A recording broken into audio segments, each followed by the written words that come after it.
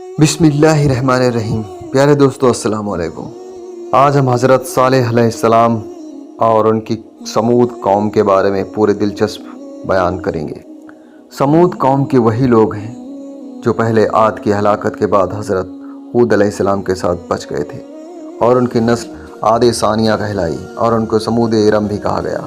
समूद की आबादियाँ हिज्र में थीं। हिंजाज और शाम के दरमियान वादी कुरा तक जो मैदान नज़र आता है वो सब उनके रहने की जगह थी। समूद की बस्तियों के खंडहर और निशान आज तक मौजूद हैं। उनकी खास बात यह है कि इन बस्तियों में मकान पहाड़ों को काट कर बनाए गए थे। गोया समूद तामीरात के मामले में बहुत ज़्यादा माहिर थे। हज़रत सालेह अलैहिस्सलाम की दावत, आप नबूवत मिलने से पहले भी अक्लमंद और इल्म वाले थे। बाजत घराने से ताल्लुक़ रखते थे। अपने मुआमलात में लोग उनसे मशवरे लेते थे, लिहाजा उन्हें एक ख़ास मकाम हासिल था। लेकिन जब आपने एक अल्लाह पर ईमान लाने, उसके सिवा किसी की इबादत ना करने की दावत दी तो सब उनका साथ छोड़ दिए। जवाब में उनसे कहने लगे, ऐ सालेह, इससे पहले तो हम तुझसे बहुत बड़ी उम्मीदें रखते थे। मतलब ये कि पहले तो हमारे नज़दीक आपका बहुत मर्तबा था, मकाम था, हमें आपसे बहुत उम्मीदें थीं। लेकिन आपने तो ये बातें कहकर हमारी सारी उम्मीदों पर पानी फेर दिया है।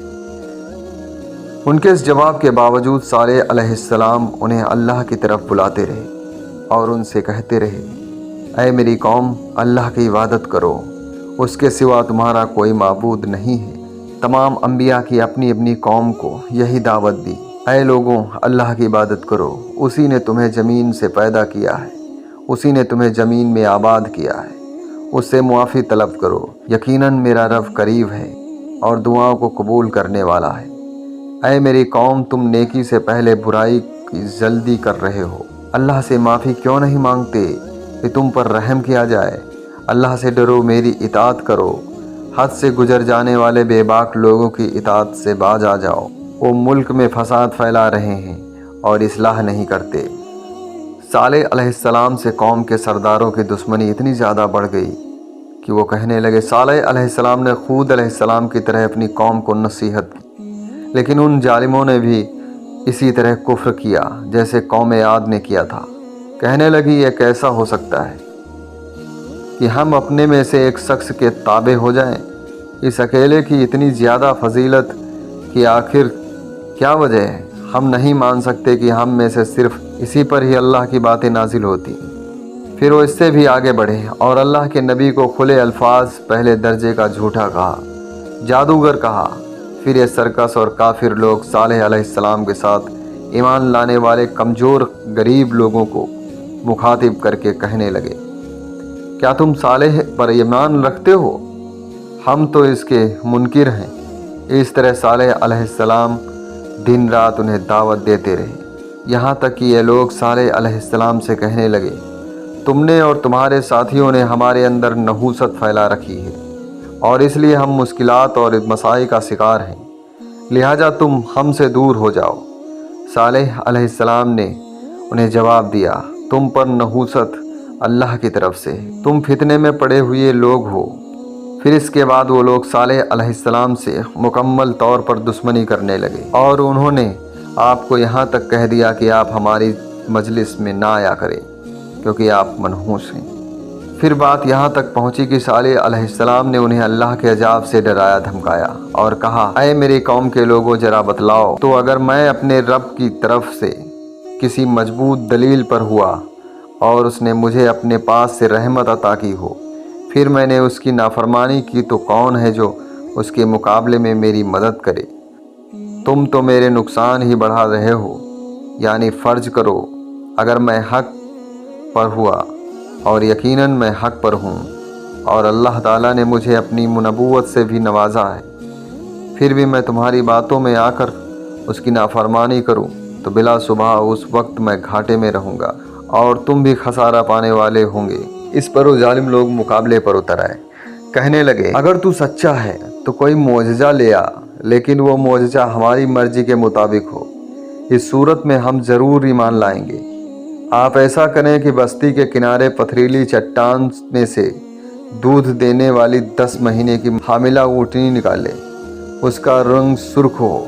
صالح علیہ السلام سے مطالبہ کر کے وہ سردار لوگ ایک طرف بیٹھ گئے اور مذاق اڑانے لگے۔ ایک کہنے لگا اونٹنی 10 مہینے کی ہو، حاملہ ہو۔ دوسرا کہنے لگا لازمی طور پر اس کا رنگ سرخ ہو۔ پھر ایک تیسرا سردار بولا اس کے بدن پر بہت سارا اون ہو۔ چوتھا بولا موٹی تازی ہو، ہم نے پہلے اس قسم کی اونٹنی دیکھی نہ ہو۔ پانچواں بولا وہ اتنی بڑی ہو اکیلے ایک دن تمام کنوؤں کا پانی پی جائے اور دوسرے روز ہم پئیں۔ یہ لوگ اسی طرح مذاق اڑا رہے تھے کہ صالح علیہ السلام نے ان سے کہا اگر تمہاری مطلوبہ اونٹنی تمہیں مل جائے تو کیا تم ایمان لے آؤ گے؟ سب نے مل کر کہا ہاں ضرور لے آئیں گے۔ صالح علیہ السلام نے فرمایا تب تم لوگ سب لوگوں کو ایک جگہ پر اکٹھا کر لو۔ مقرر دن سب لوگ ایک جگہ پر جمع ہو گئے۔ ان کی موجودگی میں صالح علیہ السلام نے اللہ سے دعا کی۔ زمین پر زلزلہ طاری ہوا، ان کے آنکھوں کے سامنے چٹان پھٹی اور اس سے بالکل ویسی ہی اونٹنی نکلی جیسا وہ لوگ بول رہے تھے۔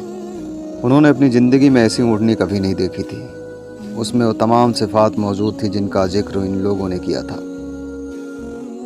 اللہ تعالیٰ سورہ ہود آیت نمبر 64 میں فرماتے ہیں اے میری قوم، یہ اللہ کی بھیجی ہوئی اونٹنی ہے، یہ تمہارے لیے ایک معجزہ ہے۔ اب تم اسے اللہ کی زمین پر کھاتی چھوڑ دو اور اس سے کسی طرح کی تکلیف نہ پہنچاؤ ورنہ فوزی عذاب تمہیں آ پکڑے گا۔ اس اونٹنی کو چونکہ کسی اونٹنی نے نہیں جنم دیا تھا اس لیے اس کو ناقۃ اللہ یعنی اللہ کی اونٹنی کہا گیا۔ پھر صالح علیہ السلام نے فرمایا اے لوگوں سنو، ایک دن یہ اونٹنی پانی پیے گی اور ایک دن تم پیو گے۔ تم میں سے کوئی اسے تکلیف نہ پہنچائے ورنہ اللہ کا بدترین عذاب تم پر نازل ہوگا۔ سورۃ القمر میں اللہ تعالیٰ فرماتے ہیں بے شک ہم اونٹنی کو ان کے لیے آزمائش بنا کر بھیج رہے ہیں، تم صبر کے ساتھ ان کے انجام کا انتظار کرو۔ اس نشانی کو دیکھ کر لوگ دو گروہ میں بڑھ گئے۔ بہت کم لوگوں نے صالح علیہ السلام کی پیروی کی اور ان پر ایمان لائے، جبکہ اکثر لوگ پھر بھی اپنے کفر پر ڈٹے رہے۔ اللہ تعالیٰ فرماتے ہیں ان لوگوں نے خود کو معجزے کا مطالبہ کیا تھا لیکن اس کو اپنی آنکھوں سے دیکھنے کے باوجود ظلم پر اڑے رہے اور کفر پر اصرار کرتے رہے۔ کوئی شخص یہ نہیں کہہ سکتا تھا کہ جادوگروں نے اسے پیدا کیا ہے۔ وہ اونٹنی ان میں موجود رہی، ان کے علاقوں میں جہاں چاہتی چرتی۔ جب کنویں پر پانی پینے جاتی تو سارا پانی پی جاتی۔ وہ لوگ اس کا دودھ پیتے، دودھ سب کے لیے کافی ہو جاتا۔ ان کی آنکھوں کے سامنے اس نے ایک بچے کو جنم بھی دیا۔ وہ شکل صورت میں بالکل اپنی ماں جیسا تھا۔ لوگ اسے دیکھ کر تعجب کرتے۔ بچہ اونٹنی کے ساتھ رہتا ایک واضح نشانی تھی، اس پر جادو کا گمان کیا ہی نہیں جا سکتا تھا۔ وہ اونٹنی ایک عرصے تک ان لوگوں میں رہی۔ وہ لوگ اس اونٹنی کو دیکھ کر متعجب ضرور ہوئے لیکن ایمان پھر بھی بہت کم لوگ لائے، حالانکہ اس نشانی کے بعد انہیں چاہیے تھا ایمان لے آئے۔ پھر ایک دن قوم کے سرداروں نے مشورہ کیا کہ اگر ہم نے صالح کو اسی طرح چھوڑ دیا تو کہیں وہ لوگ ہمیں نہ چھوڑ دیں اور صالح کے پیروکار بن جائیں۔ اس اونٹنی نے تو ہمیں مصیبت میں ڈال دیا، ہم پورا ایک دن تو پانی کو چھو بھی نہیں سکتے کیونکہ یہ سارا دن پانی پیتی رہتی ہے۔ پھر اس قدر دیو ہیکل ہے کہ اسے دیکھ کر ہماری بکریاں بھاگ جاتی ہیں، اونٹ اسے دیکھ کر خوف زدہ ہو جاتے ہیں، لہٰذا ہمیں چاہیے کہ اسے چھٹکارا حاصل کر لیں۔ وہ آپس میں مشورہ کرتے رہے، آخر انہوں نے ایک آدمی منتخب کیا۔ مورخین کا اس پر اتفاق ہے کہ اس کا نام قدار بن سالف تھا، اس کے ساتھ اس کا ایک ساتھی بھی تھا۔ ان دونوں نے مل کر اونٹنی کا قتل کر دیا۔ اس شہر میں 9 سردار تھے، وہ زمین میں فساد پھیلاتے رہتے تھے اور اصلاح نہیں کرتے تھے۔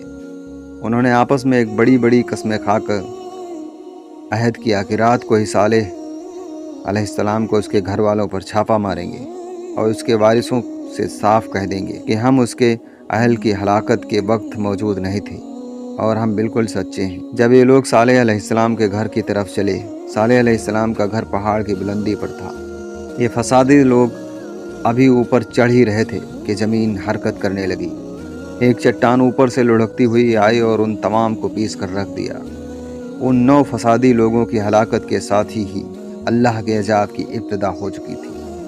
چنانچہ صالح علیہ السلام نے اپنے ساتھیوں کے ساتھ उस बस्ती को छोड़ दिया, यानी वो हिज्र के इलाके से निकल गए। सुबह हुई तो लोगों ने एक अजीब मंजर देखा। कौम समूद के तमाम लोगों के चेहरे जर्द पड़ चुके थे।